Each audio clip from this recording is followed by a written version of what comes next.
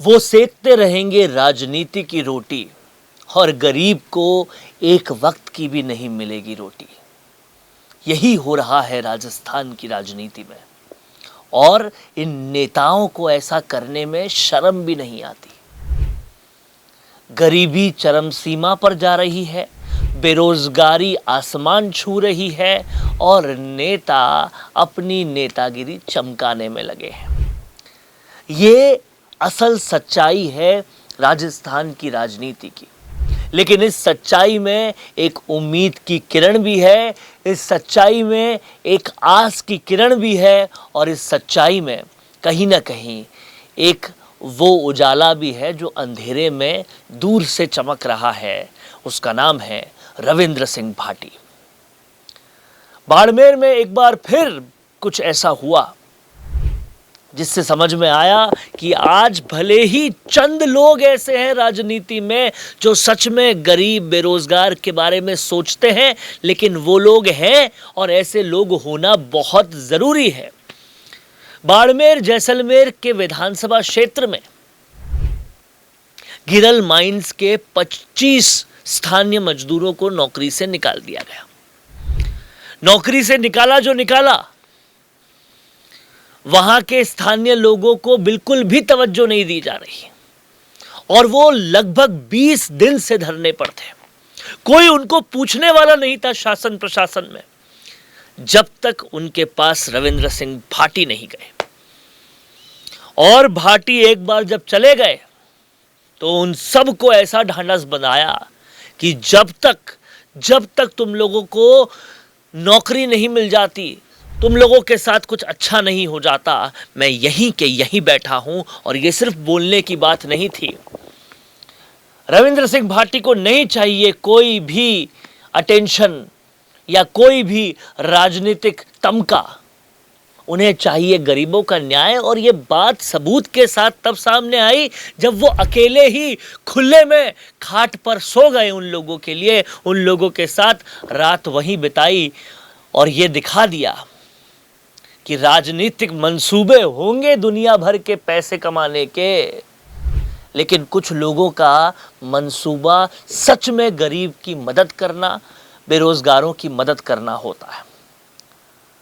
रविंद्र सिंह भाटी ने उस मंच से उन लोगों के साथ उन लोगों का ढांढस कैसे बनाया और मीडिया को क्या कुछ कहा, सुनिए। बताना चाहूँ कि हमारे एक तमाम जो स्थानीय युवा रोजगार में लागू रहा, थोड़ा दिन पहले, आज लगभग 25-30 दिन पहले वहाँ सब लोगों ने निकाल दिया।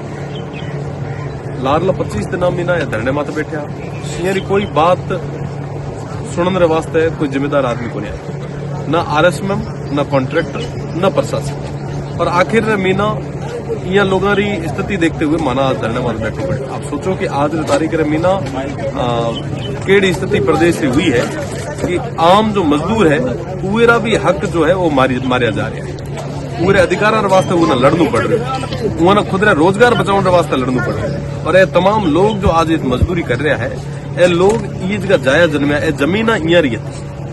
कई जगह तो एडी स्थिति है कि साहब ये था मीना माइनिंग करे, यहाँ जमीना यहाँ खेता रे मीना जो आरएसएम ने कोनी दिए है, माइनिंग रे वास्ते कोनी दिए, पूरे मीना भी डंप कर दिया।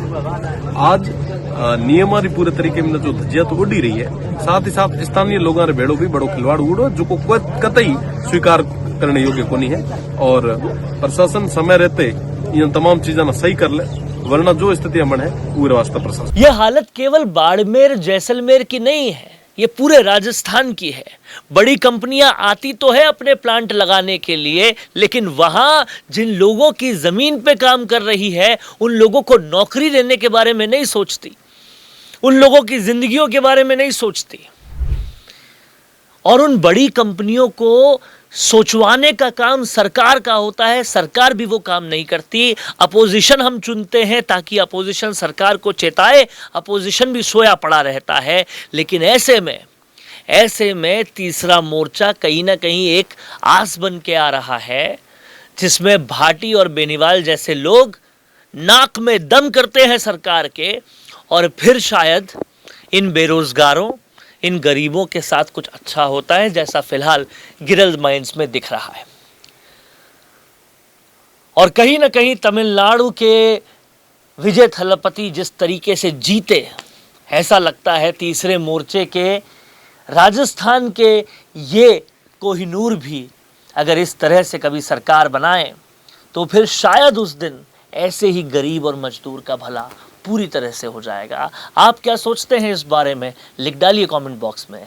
देखते रहिए द फैक्ट इंडिया। रुकिए और जरा ध्यान से सुनिए। क्या आप हमारी इन खबरों से अपने व्यापार को भी बढ़ाना चाहते हैं? तो आप भी खबरों के दौरान इस तरह के एलिमेंट्स पर अपना विज्ञापन दे सकते हैं, या फिर ऐसे खबर के 1 मिनट बाद अपना पूरा विज्ञापन डलवाएं, जो कि 8 लाख से ज्यादा सब्सक्राइबर्स और फॉलोअर्स वाले द फैक्ट इंडिया चैनल्स और पेजेस से राजस्थान के कोने कोने में पहुंचेगा और इससे आपका व्यापार, ब्रांड सब कुछ बढ़ेगा।